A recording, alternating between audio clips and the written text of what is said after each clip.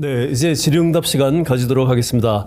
저희들이 오프라인 포럼을 할 때는 청중분들로부터 직접 질문을 받았는데 오늘은 온라인 포럼이기 때문에 주제별로 취재 기자분들로부터 관련 질문을 받았습니다. 내용이 좀 많기는 한데 시간이 허락된다면 다 다루었으면 좋을 만큼 질문들이 좋습니다. 근데 일단 발제자당 2가지 혹은 3가지 정도 취합해서 질문을 드리겠습니다. 먼저 주원 본부장님부터 이렇게 발표 순서대로 제가 질문을 드릴 테고요. 그 다음에 꼭 나한테 들어온 질문이 아니더라도 저 부분에 대해서 내가 조금 얘기하고 싶다라는 것이 있으시면 언제든지 추가하시는 것 환영드리겠습니다. 주 박사님 먼저 질문 드리겠습니다. 올해 하반기 세계 경제 AI 투자 확대와 완화적 정책이라는 상방 요인도 있고 또 하방 요인도 뭐 여러 가지 말씀을 해주셨어요. 그리고 트럼프 대통령이 아마도 더 적극적인 무역에 대한 개입 정책을 하지 않을까라고 봐주셨는데 하반기에서 이제 우리가 하반기에 들어가면 이 중에서 긍정적인 요인과 또 부정적인 요인들이 이제 혼재되어 있는데 이 중에서 긍정적인 요인이 더 클까요? 하방 쪽으로 가는 요인이 더 클까요? 지금은 이제 호르무즈 해협의 봉쇄가 풀렸기 때문에 네. 사실 예상보다는 더 긍정적인 방향으로 갈 가능성이 좀 높은데 네. 가장 우려되는 부분이 이제 역시 트럼프 양반입니다. 네. 이분이 럭비공이라는 별명을 가지고 있거든요. 얼루 튈 모른다. 그게 관세 정책일 수도 있고 지금 여전히 일본이나 우리나라, 유럽이나 미국에 직접 투자하는 그 조항도 살아있거든요. 어떻게 보면은. 그런 걸 할 때, 상당히 좀 불확실성을 증폭시킬 수 있는 특히 이제 11월 중간 선거 직전까지 상당히 그 부분이 가장 큰 하방 리스크 요인이라고 저는 개인적으로 생각을 합니다. 예, 그러면 이제 결국은 이런 하방 요인과 상방 요인이 섞여 있는데 11월까지 말씀하셨는데 11월 중간 선거가 이제 전망하시기는 중간 선거에서 이긴 전직 대통령들 없었다 그렇게 말씀하셨는데 만약에 지고 나면 그렇게 되면 또 상황은 달라지나요? 그때 되면 예를 들어서 하원에 이 야당 의원들이 더 많이 포진하게 되지 않겠습니까? 예측대로 간다면 그렇다면 트럼프 대통령이 부과했던 뭐 관세라든가 또는 또 무역 제한 조처라든가 이런 것들이 지속되기 어렵지 않습니까? 간단하게 말씀드리면 만약이라는 이제 표현을 쓰셨는데 사회자님께서 그냥 트럼프가 집니다. 네, 제가 보기에 중간 선거에서 그렇게 되면 이제 말씀하셨던 그 기존에 트럼프가 추진했던 정책들이 하원에서 다 뒤집히는 게 아닌가. 근데 기존에 추진했던 정책들을 하원에서 뒤집으려면 또 뭔가 만들어져야 되고 하원에 또 심의를 거쳐야 하기 때문에 상당한 시간이 걸리고 그럼 트럼프 임기 끝날 때쯤이나 뒤집을 수 있거든요. 그렇다면은 기존에 추진했던 정책들은 기존은 뒤집기는 어렵지만 트럼프의 어떤 정책에 추진하는 방안 그 태도랄까요? 이런 걸 보면은 법과 불법 사이를 아슬아슬하게 비껴가는 그런 부분에서는 분명히 좀 태클이 들어올 것 같고 그게 이제 민주당 하원 이제 장악한 민주당 의원들이 그 부분을 물고 넘어지면 중간 선거 이후에 우리한테는 조금 기회가 생길지도 않을까 좀 수민통이 튈 수 있는 이제 그런 정도는 좀 생각을 해볼 수 있습니다. 예. 아까 제가 그 발표하신 다음에도 말씀을 잠깐 드렸었는데, 그레이스완 가능성에 대해서 말씀을 하셨어요. 그러니까 그레이스완이라는 것은 결국은 블랙스완보다 가능성이 좀 높고. probability라고 하는 거예요. 그 가능성은 더 높지만 여전히 대처하기는 어려운 그런 상황이다. 근데 발생할 가능성이 높다 이렇게 보셨어요. 그거 어떻게 해야 되나요? 그리고 왜 그렇게 판단하시는지 조금 더 설명을 부탁드립니다. 그러니까 그레이스완이 저희들이 이제 보는 게 몇 가지가 있는데 예를 들어서 우리가 이제 뭐 마스크를 다시 쓰는 날이 10년 안에 온다. 저희들은 그렇게 생각을 하고 있고요. 그런데 이제 가능성이 가장 높은 거는 이제 금융위기인데 이게 저희들이 좀 생각을 해보면 닷컴 버블 네. 전에도 그렇고, 닷컴 버블은 2000년대 초반에 있었고, 2008년, 9년 금융위기 전의 상황을 보면은 믿음이 붕괴되는 시간이 있습니다. 네. 그게 뭐냐면 닷컴 버블은 그때 막 인터넷이 도입되고 인터넷을 비즈니스 모델로 하는 기업들의 주가가 엄청나게 뜨고 막 벤처 캐피탈 들어가고 그러다가 순식간에 실적이 안 좋아지면서 그 믿음이 깨지고 금융위기도 보면 사실 그 믿음의 대상이 뭐냐면 페니맥 프레디맥이라는 우리나라 지금 주택금융공사 같은 정부가 뒤에 예. 배경으로 있는 그 쪽에서 하는 사업이 망할 리가 없다. 네, 미국 주택시장 괜찮아진다. 그 믿음이 깨진 게 그거의 단초였거든요. 지금 상황을 우리가 곰곰이 생각하면 우리는 저를 뺀 5천만 명 인구라고 하면은 4,999만 999명은 네. AI에 대한 믿음이 전부 있습니다. 네. 그 믿음은 항상 언젠가는 깨지게 돼 있거든요. 왜냐하면 네. 우리가 이제 종교적인 차원을 떠나서 어떤 쪽에 이게 돈을 벌 수 있다는 그게 시장이든 산업이든 그런 믿음이 생기는 순간 이제 버블은 잉태가 되는 겁니다. 모든 시장과 산업은 사이클이 있거든요. 올라가면 내려오게 돼 있습니다. 그게 내려가는 타이밍이 언제일지는 모르겠으나 그런 믿음이 붕괴되는 조짐, 최근에 보면 어디를 가든 뭐 제가 친구들을 만나든 어떤 모임을 가든 전부 다 주식시장 얘기고 전부 다 AI 얘기입니다. 그게 저는 위기의 징후라고 생각되고요. 네. 그리고 이제 금융위기 짧게 좀 마지막으로 말씀드리는 금융위기가 사실은 2008년, 9년으로 생각하시는데 2007년에 페니맥, 프레디맥이 그때부터 부실 징후가 강하게 나타났었고 다행스러운 건 지금 한국은행 총재로 계신 신현송 총재가 2005년 연례 컨퍼런스 그리고 2006년 IMF 회의 때 위기를 말씀하셨어요. 예. 이미 1, 2년 전부터 위기의 징후를 석각도 그리고 이제 잘 아시는 루비니 교수. 예. 그때부터 다 얘기를 했거든요. 그러니까 슬슬 보면 지금 위기의 징후는 나타나고 있다. 다만 그레이스와는 예측 가능성이 블랙선보다 높지만 언제 발생할지는 아무도 모른다. 그 점을 다시 한번 말씀드립니다. 네, 결국은 버블이 깨질 거다. 그래서 버블이 깨지면 금융위기가 온다. 라는 말씀인데 좀 한 걸음 더 들어가 본다면 이 금융위기가 국내적인 금융위기인지 국제적인 금융위기인지를 좀 봐야 될 것 같아요. 예를 들어서 저희가 국내에만 한정된 금융위기라면 국내에서 소위 자본을 조달하는 랜드 오브 라스트 리조트 기능이 존재하기 때문에 최종 대부자 기능이 우리 중앙은행에 있기 때문에 금융 부분에 있어서의 결국 금융위기라는 것은 신용이 무너지면서 말씀하신 대로 믿음이 무너지면서 그다음에 자본이 급격하게 경색되는 상황을 이야기하는 건데 국내적인 요인에 의해서 무너진다면 그 부분은 우리가 국내에 있는 최종 대부자 기능을 이용해 가지고 사실은 막을 수 있지 않는가. 그렇지만 이제 2008년도 우리 글로벌 금융위기라든가 또 97년도 외환위기라든가 이런 것들을 보면 그건 외부적 요인에 의해서 발생하지 않습니까? 그래서 달러로 상징되는 이 대외 금융을 우리가 조달할 능력이 이제 제한되어 있기 때문에 그렇다면 금융위기로 갈 수밖에 없다. 근데 이제 그거는 지금 말씀하시는 거는 그렇다면 외부에 의해서 글로벌한 금융위기를 말씀하시는 건지 그 부분을 조금 명확히 해주시면 좋겠습니다. 그리고 그렇게 된다면 미국에서 어떤 형태로든 어쨌든 미국에서 먼저 발생하지 않을까요? 그러면 어떤 부분에서 발생할 가능성이 있는지 좀 짚어주셨으면 도움이 될 것 같습니다. 예, 국내적인 금융위기는 사실 2000대 한 초반 2003, 4년에 이제 카드채 사태, 그 정도가 뭐 대표적인 거고 제가 말씀드린 건 이제 글로벌 금융위기고 말씀드린 대로 지금 자금이 머니가 쏠렸던 지역은 미국이고 AI 섹터거든요. 그렇다면 이제 미국에서 징후가 발생할 것 같고요.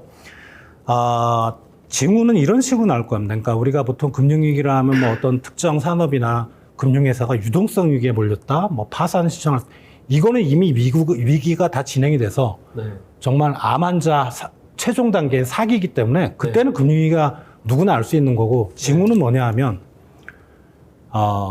AI를 선도하는 기업 또는 이제 최근에 이제 항공우주 산업도 썼잖아요. 그러니까 이 착각하시면 안 되는 게 제가 이 기업을 말씀드린 이 기업이 문제가 있다는 게 아니고 엔비디아나 스페이스X가 아니다. 예, 엔비디아나 스페이스X가 시장에서 예측한 실적치보다 갑자기 발표하는 실적치가 낮아졌다. 그런데 이제 뭐 엔비디아 젠슨 왕이라든가 뭐 일론 머스크가 괜찮아, 그건 일시적인 거야. 이렇게 코멘트를 할 때 이건 문제가 시작이 되는 겁니다. 예. 우리 시청자 여러분들 주목하셔야 될 것 같습니다. 이런 얘기가 나오면 빨리 도망 나와야 된다. 지금 그런 말씀이신 것 같은데, 예, 일단 그 부분에 대해서 정규철 박사님도 말씀을 하셨거든요. 금융시장의 불안정성. 지금 주원 박사님 말씀하시는 내용에 동의하시는지, 그리고 또 이 부분에 대해서 추가하실 말씀이 있으시면 또 보태주시면 감사하겠습니다. 예, 저도 뭐 걱정을 많이 하고 있습니다만 주원 박사님보다는 좀 덜 걱정하고 있는 게 사실이고요. 덜 비관적이다. 네. 그렇지만 뭐 우리가 지금 보고 있는 지표들이 워낙 변동성이 크고 우리가 금융위기를 봤을 때 보통 이렇게 부채가 같이 증가하면서 이렇게 금융 섹터가 이제 무너지는 경우가 많은데 최근에 주식과 관련된 그런 신용이라든지 이런 게 많았던 것 같습니다.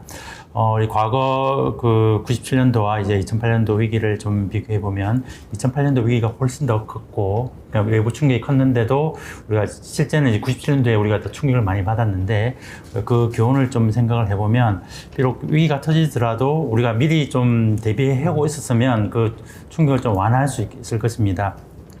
그런 것들이 이제 예를 들면 그러니까 부실한 대출, 지금 연체율이 좀 오르고 있긴 한데요.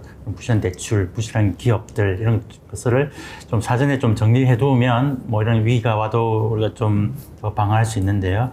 우리가 최근에는 그런 우리 보통 경기가 좋아졌다 안 좋아졌다 할 때 안 좋아졌을 때 그런 기업들이 좀 정리가 돼야 되는데 좀 그 부분이 좀 많이 부족했던 그런 측면도 보이기도 했습니다. 이제 그런 부분들을 조금 더 이제 신경 써서 그러니까 좀 건전한 기업들을 중심으로 이렇게 좀 꾸려간다면 실제 위기가 터지더라도 또 그 충격을 좀 완화할 수 있지 않을까 그렇게 생각하고 있습니다.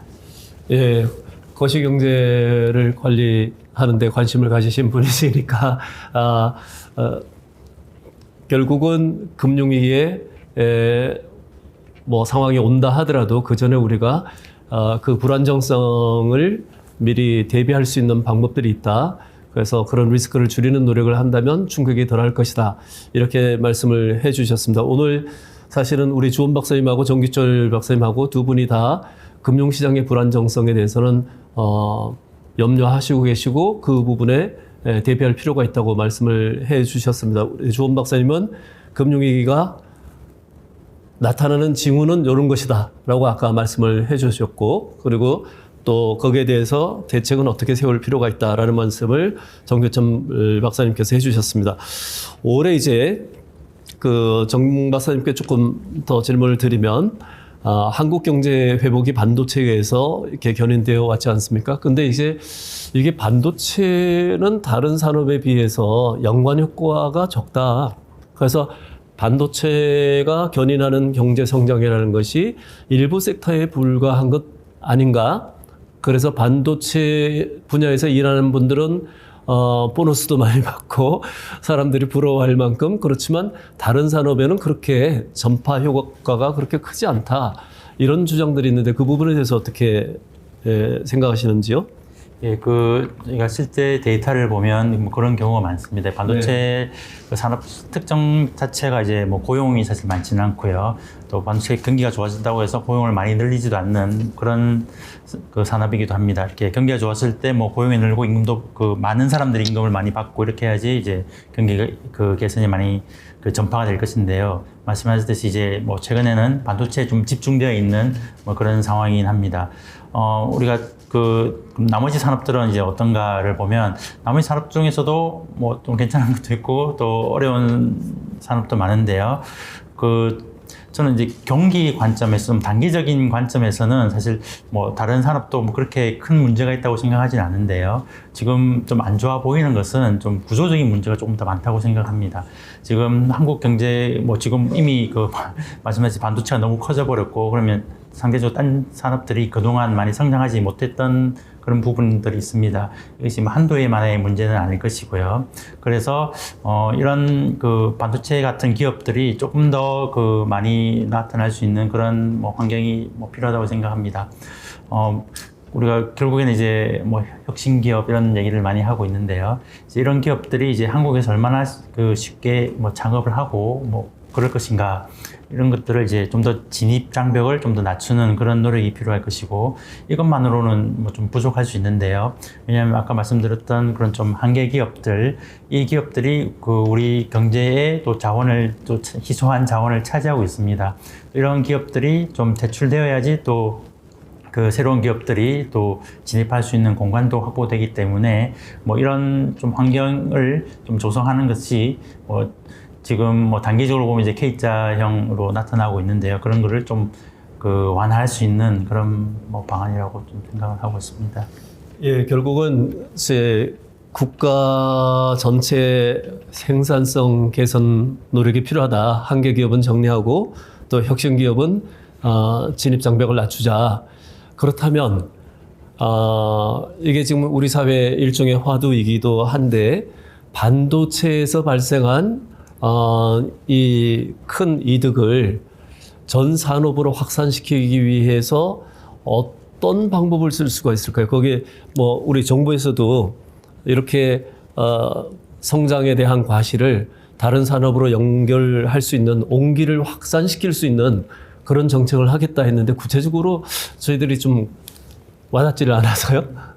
예, 그 뭐 비단 지금뿐만 아니라 그 뭐 평소에도 뭐 어떤 기업들이 잘 나가거나 그러면 이제 당연히 세금을 좀 더 많이 낼 것이고 그 세금을 활용해서 뭐 정부가 또 많은 사업을 할 수 있을 것입니다. 그 제가 뭐 구조개혁이라든지 뭐 이렇게 그 규제 완화 이런 얘기를 많이 들었고 좀 진입장벽 완화 이런 얘기를 들었는데 사실 그것이 그 말처럼 쉽지만은 않습니다. 네. 그런 정책들이 또 피해를 보는 그런 주체들이 뭐 존재하기 때문입니다. 그래서 그 피해를 보는 기업들도 이제 어느 정도 받아들일 수 있고 그런 좀 보호막 같은 것을 좀 그 제공할 수 있는 그런 방식으로 이제 그 세금이라든지 재정이 좀 더 이제 그 쓰여진다면 그것이 뭐 단기적인 뭐 경기 부양이 아니라 조금 더 그 우리 그 시스템을 만드는데 그 도움이 되지 않을까 그렇게 보입니다. 예. 그리고 발표 도중에 흥미로운 이제 점이 있었는데 우리 기자분들 질문에도 있습니다. 한국 경제가 8, 90년대 일본의 생산성 저하, 인구 구조 변화 흐름을 20년 시차를 두고 따라가고 있다. 그리고 그 증거를 보여주셨습니다. 그렇다면 이제 한국 경제가 지금 올해 같은 경우는 잠재 성장률 이상으로 성장할 것으로 전망을 하셨는데 이런 단기적인 성과들을 중장기적인 잠재 성장률 회복으로 또 만들어갈 수는 없을지 안 그러면 결국은 일본처럼 될 것이다. 이런 말씀인데 일본과 같은 그런 부작용을 우리가 최소화시킬 수 있는 방법이 있을까요?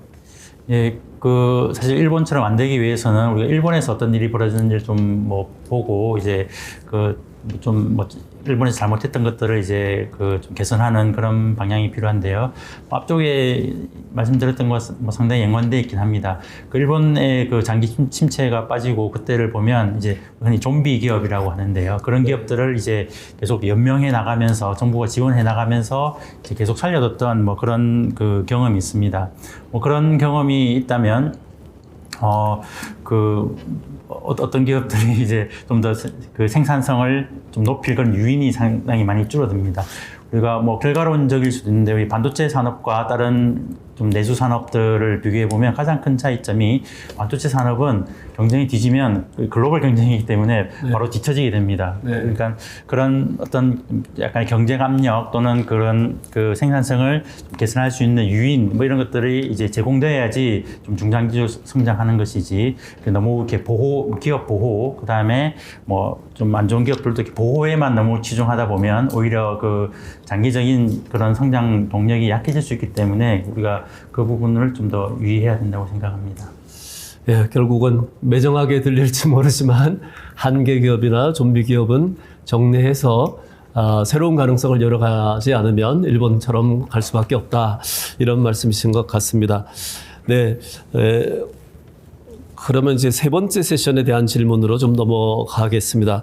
세 번째. 제가 혹시 네. 첫 번째, 두 번째 질문하셨던 거에 대해서 제 의견도 먼저 말씀드리고 예, 질문을 좋습니다. 받아도 될까요? 이게 처음에 이제 이렇게 저희 글로벌 정치 구도, 정치 정학 구도에 대한 질문도 하셨고 금융위기에 대한 질문도 하셨는데, 그러니까 이거 되게 개인적인 견해를 전제로 말씀드리면 금융위기가 올 것 같냐라고 하면 저는 안 올 것 같다 일단.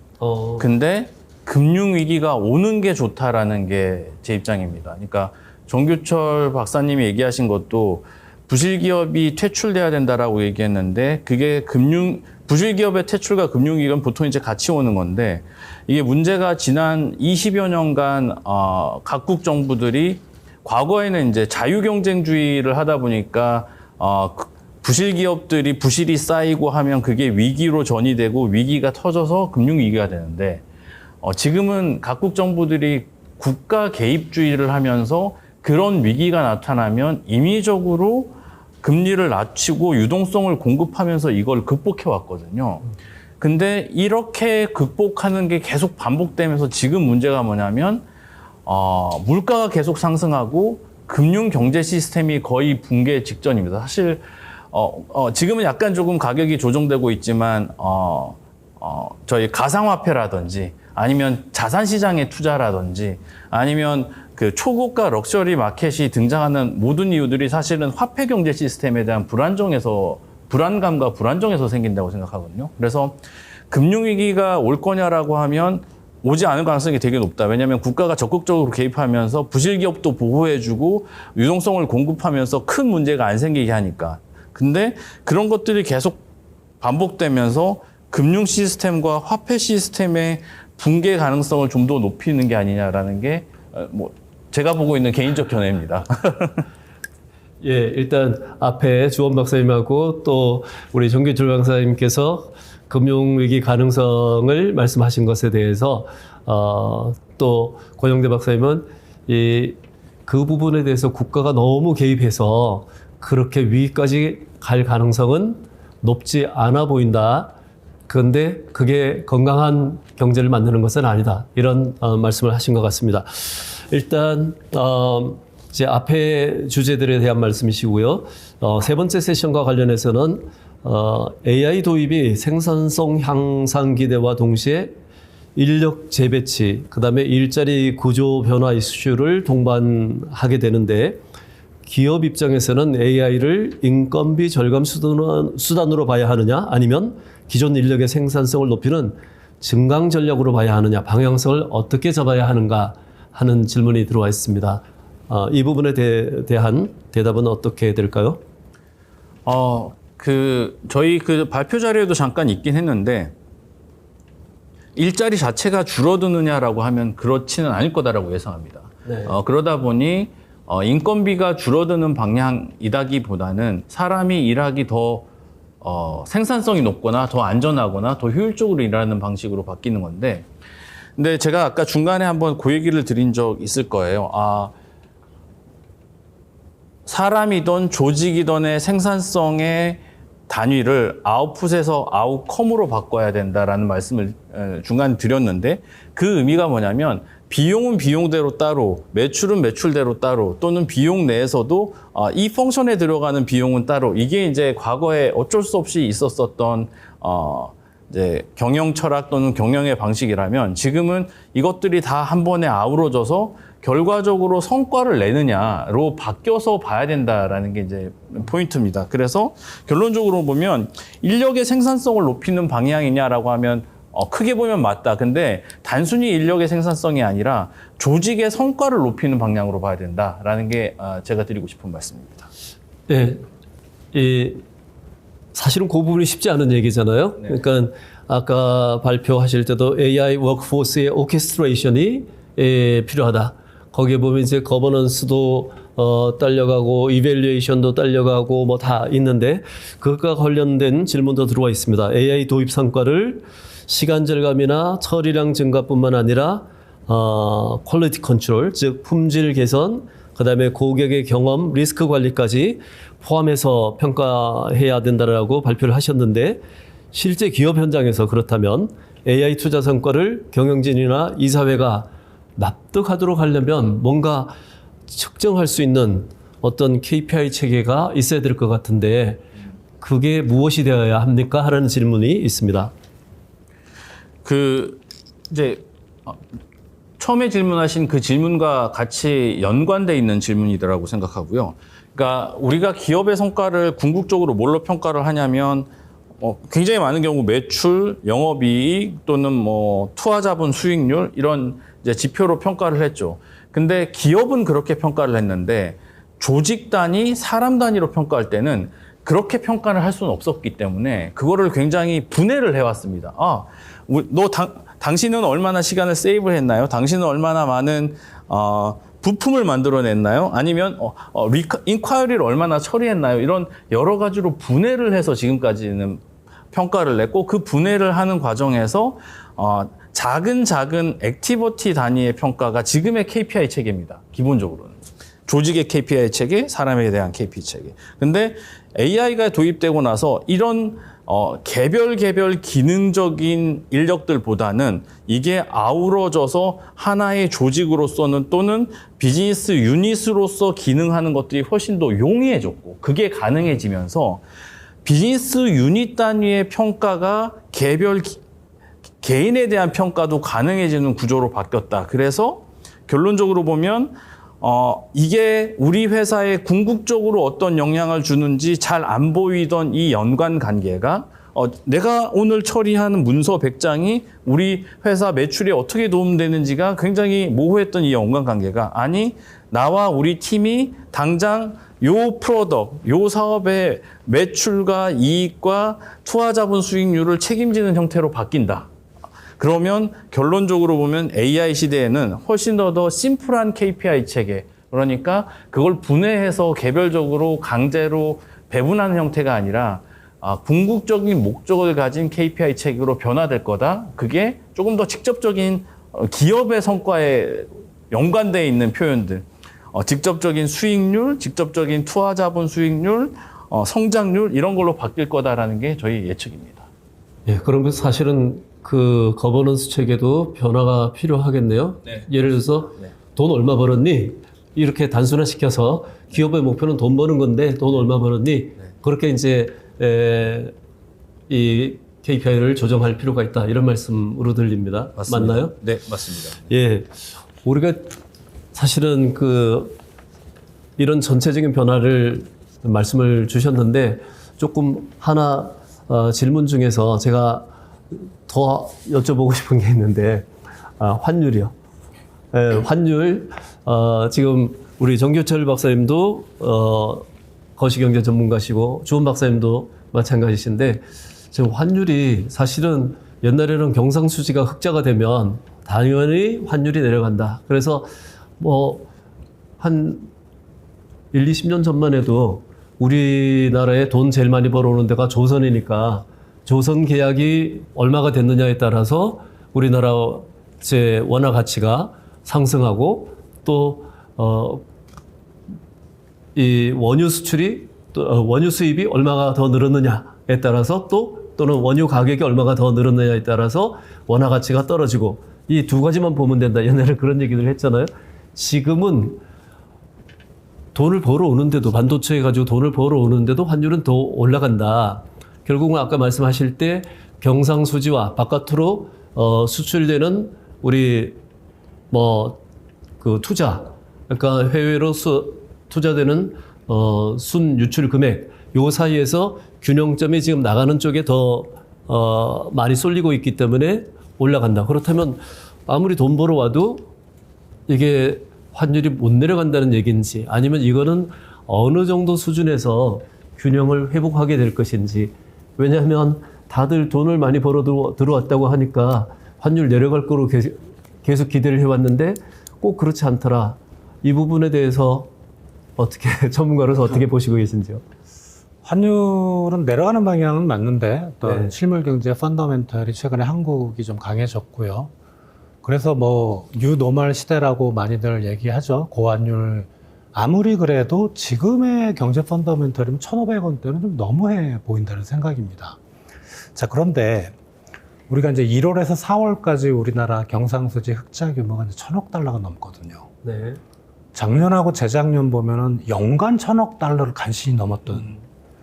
그러면 뭐 KDI에서 보는 것만 2,000억 달러 말씀하셨는데 이게 그냥 단순히 산수로 계산하면 올해 3,000억 달러도 가능하다는 얘기인데. 그런데 이제 외환보유고를 최근에 보면은요, 5월 달이 우리나라가 4,270억 달러, 4월이 4,279억 달러 줄었습니다. 이상하지 않습니까? 네. 뭐 외국인 주식 투자자가 뭐 우리 주식시장에서 매도하고 빠져나간다고 하더라도 외환보유가 이렇게 주는 게 좀 이상한 거죠. 그러니까 경상수지 흑자가 혹시 제가 모르는 내용일 수도 있는데 장부상으로는 흑자인데 수출로 벌어들인 대금이 안 들어와야 할 가능성도 있는 거죠. 그러니까 뭐 예를 들어서 이제 그쪽에 미국에 투자해야 되는 우리 수출기업들도 많고, 그리고 이제 이거는 뭐 대기업 얘기는 아닌데 제가 아는 이제 그 어느 작은 기업 사장님은 제 친구가 거기 이제 그 외환을 관리하는 교육회사인데 환율이 너무 높으니까 이제는 달러를 팔고 원화로 바꿔야 된다 그러니까 그 사장님이 하시는 말씀이니까 옛날에 90년대 외환위기도 겪으셨던 분이에요. 아니다. 환율 계속 올라갈 거다. 팔지 말고 홀딩해. 그리고 달러를 살 수 있으면 더 사. 이런 분위기가 지금 시장에 있는 것 같아요. 그러니까 제 개인적인 관점은 그래서 환율이 쉽게 내려가지는 않을 것 같다. 당분간은 그런 생각을 좀 가져봅니다. 정 박사님 그 부분에 대해서 어떻게 생각하세요? 네, 저도 뭐 환율을 예측하는 게 사실 너무 어려운 일이긴 한데요. 그러면 경상수지 흑자가 아주 많고 그다음에 환율이 높았던 적이 다른 적도 있었냐 보면 있었습니다. 그것이 1998년도입니다. 그때 외환위기 직후에 너무 고환율이었고 네. 엄청난 경상수지 흑자가 있었거든요. 그때가 이제 뭐 그걸 이제 이끌어 간 것이 이제 실제로는 이제 자금 순유출인 거죠. 자금 순유출되고 환율이 올라가서 또 경상수지가 좋아진. 네. 그러니까 경상수지 때문에 환율이 결정된 것이 아니라 그래서 반대되는 힘이 분명히 있는 것 같긴 하고요.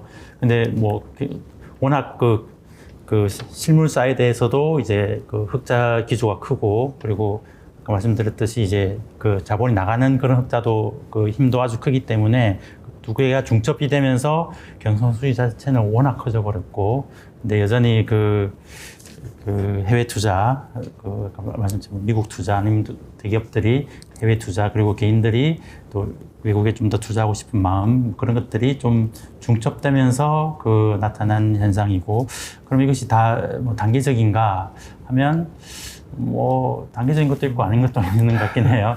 그래서 뭐 하여튼 뭐 환율은 뭐 전망은 어렵지만 그것이 지금 환율을 완전히 설명 불가능한 것도 아니다 이렇게 생각합니다. 예, 결국 주원 박사님 말씀하신 부분은 달러 강세에 대한 시장 참여자들의 어떤 믿음이라고 할까 아니면 전망 이런 것들도 작용하고 있는 것 같고 또 중장기적으로는 정기철 박사님께서 보여주신 것처럼 일본에서 나타났던 것과 마찬가지로 한국에서도 해외 투자의 수익성이 더 높다. 이 부분이 중장기적으로는 환율을 밀어 올리는 그런 요인들이 되고 있는 게 아닌가 싶습니다. 혹시 우리 권 박사님도 네. 말씀 보탤 게 있나요? 네. 제가 아마 지난번 때도 환율 관련돼서는 말씀을 드리고 2회 전에도 똑같이 말씀드렸는데 굉장히 많은 분들이 환율이 떨어질 거라고 말씀드렸을 때 제가 안 떨어질 것 같다고 말씀드렸던 기억이 납니다. 네, 맞아요. 네, 근데 이제 환율은 이제 환율 관련돼서 그때도 똑같은 말씀드렸는데 한국의 환율은 역사적으로 보면 변동성은 되게 높지만 그와 함께 회복 탄력성도 되게 높았었어요. 네. 그러니까 높아지면 다시 떨어지고 떨어지면 다시 높아지는 이게 굉장히 좋았는데 이게 최근에 이제 망가졌습니다. 왜 망가졌냐면 아까 처음에 이제 그 본부장님이 얘기하셨던 그 이유에 대해서 제가 기업 현장에서 말씀을 드릴 건데 첫 번째는 과거에 있는 메커니즘 어떻게 됐냐면 환율이 높아지면 수출 경쟁력이 높아지니까 수출 경쟁력이 높아진 그 달러가 한국에 들어오면서 환율을 낮추는 달러 공급이 높아지는 근데 그런 형태였는데 지금은 두 가지 때문에 이게 되게 제한적입니다. 첫 번째는 하나는 달러로 벌어들인 돈을 일단 해외에 그냥 두는 경향이 있습니다. 왜냐하면 미국에 다시 투자하기를 요청받고 앞으로 200억 불 계속씩 투자해야 되는 거잖아요.